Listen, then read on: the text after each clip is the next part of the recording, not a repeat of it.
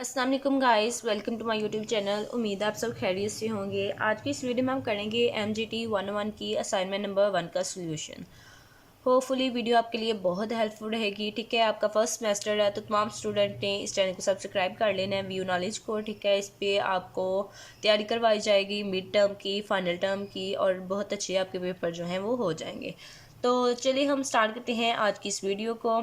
उम्मीद है आपने चैनल को सब्सक्राइब कर लिया होगा। हमारे पास MGT 101 की जो असाइनमेंट है उसका क्वेश्चन क्या है कि आपके पास एक टेबल गिवन है। ठीक है, उसमें डेट्स गिवन है, ट्रांजैक्शंस गिवन है। आपने क्या करना है कि आपने इन ट्रांजैक्शंस को देखते हुए हमने बनाना है 4 टेबल्स बनाने हैं। ठीक है, 4 जर्नल्स बनाने हैं, sale journals, sale return, purchases और परचेज रिटर्न। ठीक है, ये चार्ट जो है वो हम बनाएंगे और कैसे बनाएंगे इसी एक टेबल को देखते हुए। सारा सोल्यूशन जो है वो मैं आपको दिखाऊंगी जो मैंने आपके लिए राइट किया है।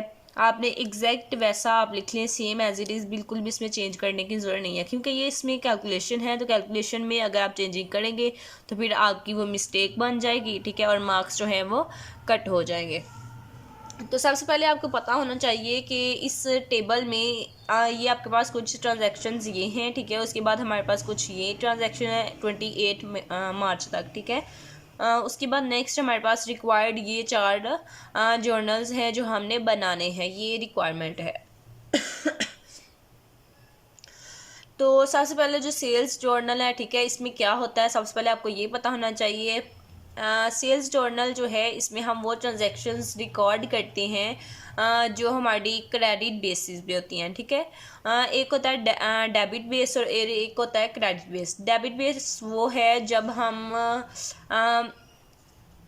मतलब जब हम कोई चीज़ बेच रहे हैं या ख़रीद रहे हैं तो उसी टाइम हम उसकी पेमेंट जो है वो कर रहे हैं। ठीक है, यानी कि आपने कोई चीज़ खरीदी, उसी टाइम पे आपने उसकी पेमेंट दे दी, तो वो आपके पास डेबिट ट्रांजैक्शन होगी। लेकिन अगर आपने कोई क्रेडिट ट्रांजैक्शन की है तो उसका मतलब है कि आपने कोई चीज़ उधार ली है या उधार दी है। ठीक है, तो वो हमारे पास क्रेडिट बेस होती है, और क्रेडिट बेस जो है वो ही हम ऐड करते हैं अपने सेल्स जर्नल में। इट्स मीन के इन ट्रांजैक्शंस में से हमने वो ट्रांजैक्शन जो है सेल जर्नल में ऐड करनी है जो क्रेडिट बेस पे है। यानी कि सेल है तो इट्स मीन के वो चीज़ें हम ऐड करेंगे जो हमने उधार सेल की हैं, जो उधार बेची हैं। ठीक है, तो क्रेडिट बेस पे जो चीज़ें हमने सेल की हैं वो हमारे पास सेल्स जर्नल में आ जाएंगी। उसके बाद नेक्स्ट सेकंड क्या है, सेल रिटर्न। ठीक है, वो सेल्स जो हमारे पास रिटर्न हुई हैं, यानी कि हमने कोई चीज़ बेची थी उधार और वो हमारे पास वापस आ गई है, तो ये हमारे पास किस में आएगा, ये हमारे पास चीज़ें आएंगी सेल्स रिटर्न जर्नल में, इस टेबल में आएंगी। ठीक है, उसके बाद नेक्स्ट है परचेजेस जर्नल। तो परचेजेस इट्स मीन कि हमने उधार कोई चीज़ खरीदी है। सेल का मतलब है कोई चीज़ बेची है उधार। ठीक है, और परचेजेस का मतलब है कि हमने कोई चीज़ खरीदी है। तो ये जर्नल है, तो जर्नल में हमने क्रेडिट बेस यानी कि उधार की ही बात करनी है, कैश पेमेंट की बात नहीं करनी। तो परचेजेस जर्नल में वो चीज़ें आएंगी जो हमने क्रेडिट बेसिस पे ख़रीदी हैं, यानी कि हमने उधार ख़रीदी हैं, चीज़ हमने ले लिया लेकिन हमने उधार कर लिया, उसकी पेमेंट हमने बाद में करनी है।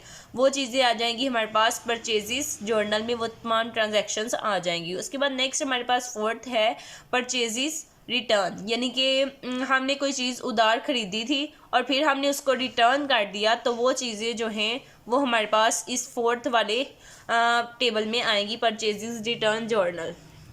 यानी कि हमने कोई चीज़ खरीदी, उधार खरीदी थी और फिर हमने उसको वापस कर दिया है, तो वो हमारे पास आ गई परचेजेस रिटर्न जर्नल में। ठीक है, उसके अलावा हमारे पास जो चीज़ यहाँ पे आएगी वो यहाँ पे हमारे पास एक डिस्काउंट है। ठीक है, यहाँ पे आप देखें ट्रेड डिस्काउंट।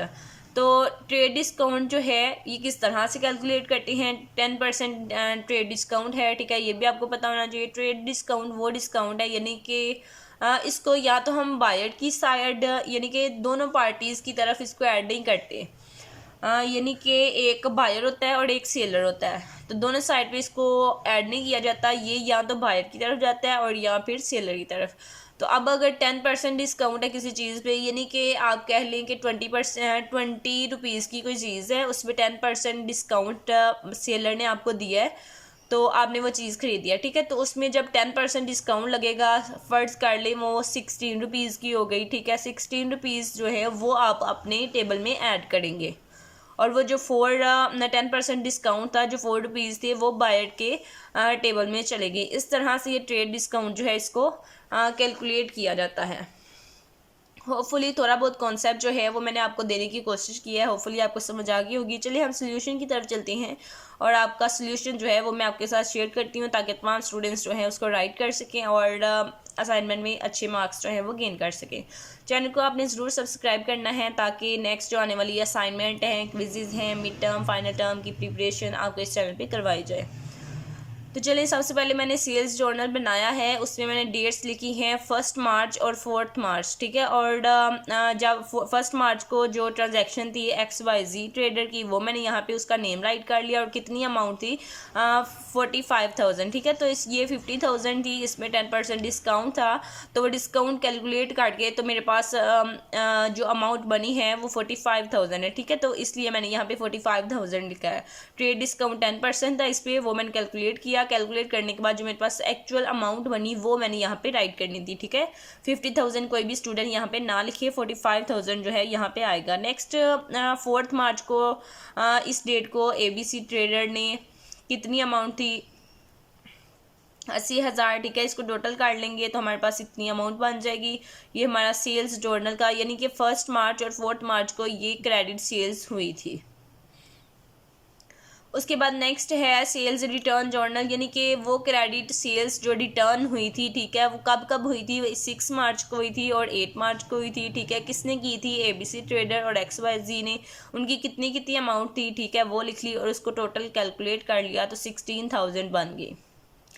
उसके बाद नेक्स्ट है परचेजेज जर्नल, यानी कि वो परचेजेज जो हमने क्रेडिट बेस पे की थी, यानी कि उधार जो हमने चीज़ें खरीदी थी वो कब कब खरीदी थी। 10 मार्च को खरीदी थी AA कंपनी ने, और 24,000 उसकी अमाउंट थी, ठीक है। और एक थी 15 मार्च को BB कंपनी ने खरीदी थी, और उसकी 32,000 जो है वो उसकी अमाउंट थी। टोटल कैलकुलेट किया तो 56,000 बन गई।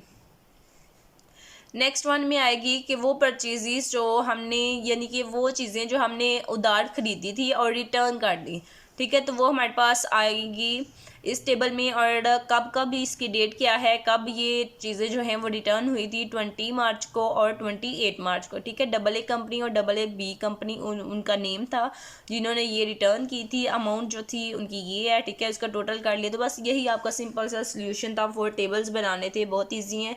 इसको आप MS वर्ड में भी बना सकते हैं।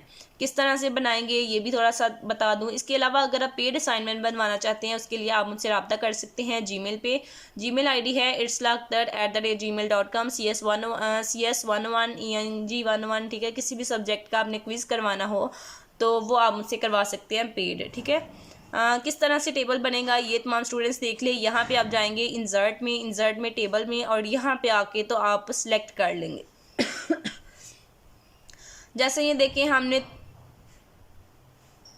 3 कॉलम और 4 रोज बनानी है, तो यहाँ पे आप क्लिक करेंगे, ये 4 रोज और ये 3 कॉलम्स, ठीक है। इस तरह से आप क्लिक करेंगे तो ये आपके पास बन गया। इसके अंदर आप लिख सकते हैं आपने जो लिखना है। होपफुली वीडियो आपके लिए हेल्पफुल रही होगी। मज़ीद वीडियोस के लिए आपने चैनल को सब्सक्राइब करना है और चैनल के साथ अटैच हो जाए, ताकि आपको मज़ीद वीडियोस इस चैनल पे मिलती रहें।